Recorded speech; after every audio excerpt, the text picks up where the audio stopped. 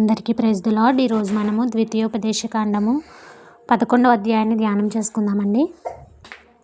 కాబట్టి నీవు నీ దేవుడైన యెహోవాను ప్రేమించి ఆయన విధించిన వాటిని అనుసరించి ఆయన కట్టడలను విధులను ఆజ్ఞలను ఎల్లప్పుడూ గైకొనవలెను.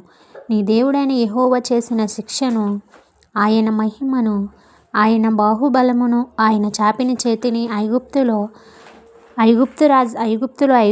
ఐగుప్తు రాజైన ఫరోకును అతని సమస్త దేశమునకును ఆయన చేసిన సూచక క్రియలను కార్యములను ఆయన ఐగుప్తు దండమునకు దాని గుర్రములకును రథములకును చేసిన దానిని వారు మిమ్మును తరుముచుండగా ఆయన ఎర్ర సముద్ర జలమును వారి మీద ప్రవహింపచేసిన దానిని యెహోవా నేటి వరకు వారిని నశింపచేసిన రీతిని మీరు ఈ స్థలమునకు వచ్చి వరకు ఎడారిలో మీ కొరకు చేసిన దానిని రూబేనీయుడైన ఎలీయాబు కుమారులైన దాతాను అబీరాములకు చేసిన పనిని భూమి నోరు తెరిచి వారిని వారి ఇండ్లను గుడారములను వారి యొద్దనున్న సమస్త జీవరాశులను ఇశ్రాయేలీయులందరి మధ్యను మృంగివేసిన రీతిని చూడకయు ఎరుగకయునున్న మీ కుమారులతో నేను మాట్లాడుటలేదని నేడు తెలుసుకొనుడి.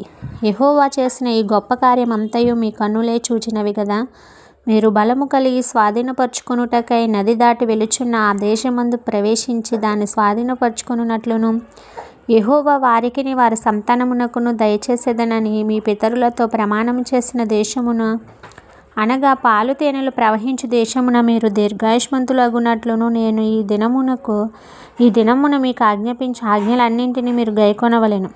మీరు స్వాధీనపరచుకొనబోవు దేశము మీరు బయలుదేరి వచ్చిన ఐగుప్తు దేశము వంటిది కాదు. అక్కడ నీవు విత్తనములను విత్తి కూర తోటకు నీరు కట్టినట్లు నీ కాళ్ళతో నీ చేలకు నీరు కట్టితివి. మీరు నది దాటి స్వాధీనపరచుకొనుటకు వెళ్ళుచున్న దేశము కొండలు లోయలు గల దేశము. అది ఆకాశ వర్షజాలము త్రాగును. అది నీ దేవుడైన యెహోవా లక్ష్యపెట్టు దేశము. నీ దేవుడైన యెహోవా కన్నులు సంవత్సరాది మొదలుకొని సంవత్సరాంతము వరకు ఎల్లప్పుడూ దాని మీద ఉండును. కాబట్టి నీ పూర్ణ హృదయముతోనూ నీ పూర్ణ ఆత్మతోనూ నీ దేవుడైన యెహోవాను ప్రేమించి ఆయనను సేవింపవలెనని నేడు నేను నీకిచ్చు ఆజ్ఞలను మీరు జాగ్రత్తగా వినిన ఎడల నీ దేశమునకు వర్షము, అనగా తొలకరి వానను కడవరి వానను దాని కాలమున కురిపించెదను. అందువలన నీవు నీ ధాన్యమునకు నీ ద్రాక్షరసమును నీ నూనెను కూర్చుకొందువు. మరియు నీవు తిని తృప్తి పొందినట్లు నీ పశువుల కొరకు నీ చేలయందు గడ్డి మొలిపించెదను. నీ హృదయము మాయలలో చిక్కి త్రోవ విడిచి ఇతర దేవతలను పూజించి వాటిని నమస్కరింపకూడదు. మీరు జాగ్రత్త పడుడి. లేని ఎడల యెహోవా మీ మీద కోపపడి ఆ ఆకాశమును మూసివేయును. అప్పుడు వాన కురియదు, భూమి పండదు. యెహోవా మీకు ఇచ్చుచున్న ఆ మంచి దేశమున ఉండకుండా మీరు శుష్కముగా నశించెదరు. కాబట్టి మీరు నా మాటలను మీ హృదయములోను మీ మనస్సులోను ఉంచుకొని వాటిని మీ చేతుల మీద సూచనలుగా కట్టుకొనవలెను. అవి మీ కన్నుల నడుమ బాసికములుగా ఉండవలెను. నీవు నీ ఇంట కూర్చుండునప్పుడును వాటిని గూర్చి మాట్లాడుచు వాటిని మీ పిల్లలకు త్రోవను నడిచినప్పుడును పండుకొనున్నప్పుడును లేచినప్పుడును వాటిని గూర్చి మాట్లాడుచు వాటిని మీ పిల్లలకు నేర్పి నీ ఇంట ద్వారబంధముల మీదను నీ గవుల మీదను వాటిని వ్రాయవలెను. అలాగు చేసిన ఎడల యెహోవా మీ పితరులకిచ్చేదనని ప్రమాణం చేసిన దేశమున మీ దినములు మీ సంతతి వారు దినములను భూమికి పైగా ఆకాశము నిలుచున్నంత కాలము విస్తరించును.